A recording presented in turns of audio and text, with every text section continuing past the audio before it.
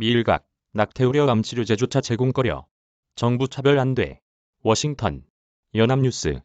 강병철 특파원.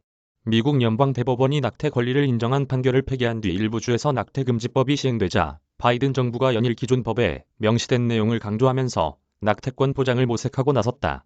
11월 중간선거를 앞두고 고학력 유권자를 중심으로 낙태권 문제가 중요한 선거 이슈로 부각된 가운데 바이든 정부가 낙태권 보장을 위한 조치에 소극적이라는 평가가 나오자 연일 연방정부가 나서 법에 규정된 내용을 강조하며 관련 조치를 발표하고 있는 것이다.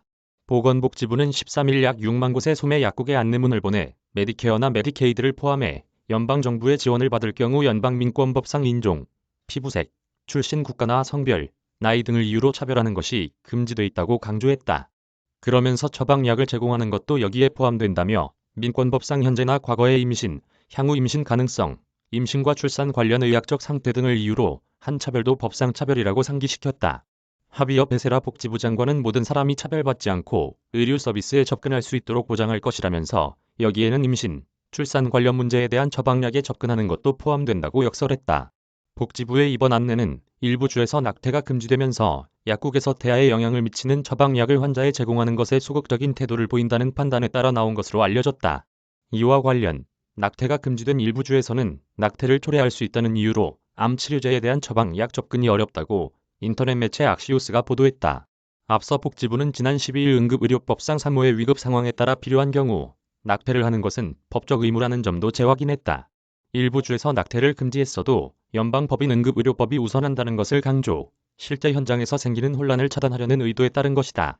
조 바이든 미국 대통령은 7일에는 낙태권 보호를 위한 행정명령도 내렸다.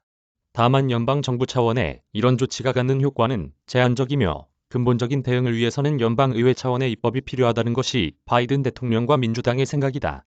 실제 바이든 대통령은 낙태권을 보장하는 입법을 위해서 11월 중간선거에 민주당을 지지해줄 것을 요청하고 있다.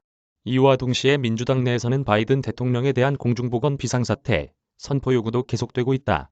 민주당 소속 연방 하원의원 80여 명도 이날 바이든 대통령에게 서한을 보내 공중보건 비상사태 선포를 요구했다고 아치오스가 보도했다.